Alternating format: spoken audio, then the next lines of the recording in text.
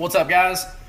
Whipping up an egg real quick, and then we're going to scoot down to Mableton, Georgia and check out this big quadruplex renovation that's been screwing me left and right. I'm going to break down some of the mistakes that I've made and also some of the solutions we've come up with to help offset those mistakes. So hopefully it'll help some investors out there watching this. All right, guys, so we just pulled up. A little bit of bad news. You see this window right there, big old hole in it, and another one right there. Had some hooligans run by apparently last night, a couple nights ago, and want to throw rocks at my nice new windows. But, you know, when you're doing projects in areas, D-class, C-class neighborhoods like this, you almost have to build those kind of things in when you buy. So here we are inside right now.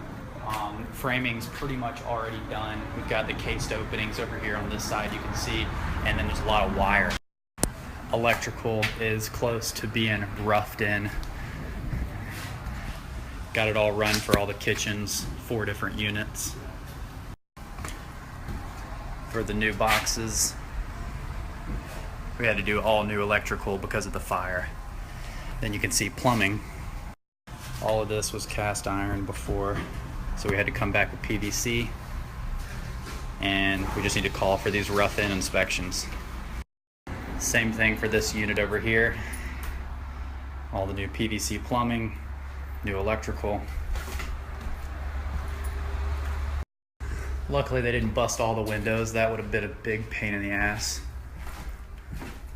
But these big pains are not cheap. Here's one of the bathrooms they're all 2-bed, 1-bath units.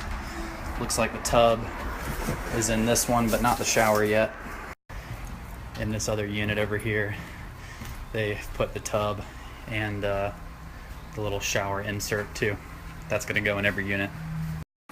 But let's go downstairs and see the lower 2 units. So down here we got these top windows put in. We just need to, you can see they're framing out the bottom one so we can put these windows in as well.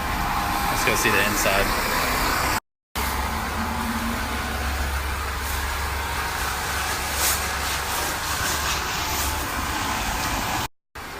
So since we had to tear up all the plumbing underneath here, we had to jack the concrete up and now lay more concrete to set the floor again. All the cast iron plumbing had to get taken out, and unfortunately, since it wasn't on a crawl space, it was a slab, so we had to jack the concrete slab up with a jackhammer and then lay that new PVC pipe and then put new concrete back down.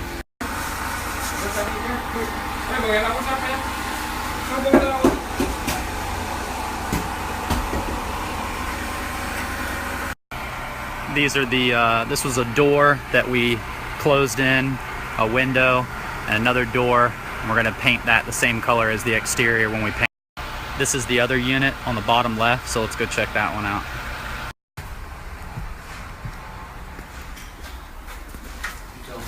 I get it right here in the middle of the front one, John. That's gonna be the bathroom. And then over here is gonna be the kitchen. Looks like the new wiring hasn't come down here yet.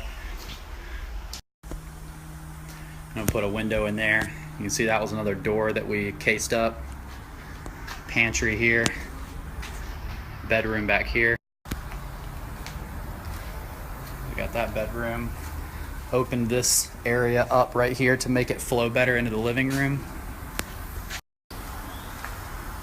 And then we are doing a washer dryer closet there. That's the framed closet for the bedroom behind this wall. This here is where we keep the dead bodies. Just kidding. This is like a little utility room that used to be much bigger. It's where the hot water heaters were until we framed up a bedroom right here. So we used most of this space to create another bedroom. You can kind of see it through there. That's one of the other units through that crack. So instead we're condensing the space and putting all the hot water heaters right here. So here's a little look at the backyard. Got some big pines that we're gonna have to take down. I don't want anything falling on that brand new roof. But the biggest problem that we ran into in this property is the septic. I had never run into issues with septic before. Utilities were never a problem for me. But in this scenario, there was no record of septic, and I was told that it was on sewer, and I went with that and shouldn't have. I should have done more due diligence on the utilities. So we contacted the septic department, and they said they had no record of it, which basically means I would have to rip out all the septic system and replace the entire thing. So that was another added expense of $8,000 to $10,000 that we haven't even done yet. We're getting bids right now.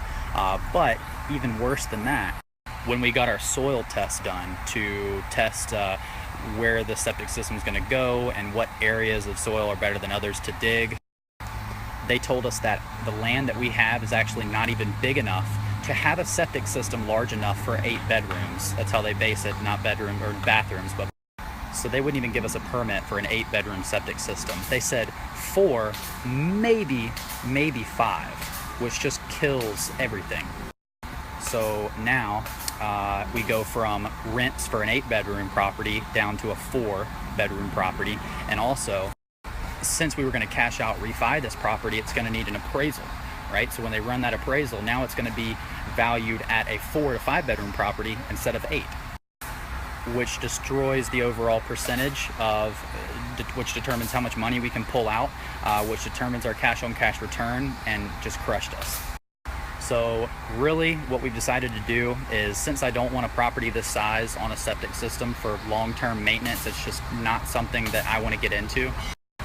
We've decided to finish this property, get it cash flowing, get a property management company in place, and sell it. So it's going to be a learning experience. We'll probably break even.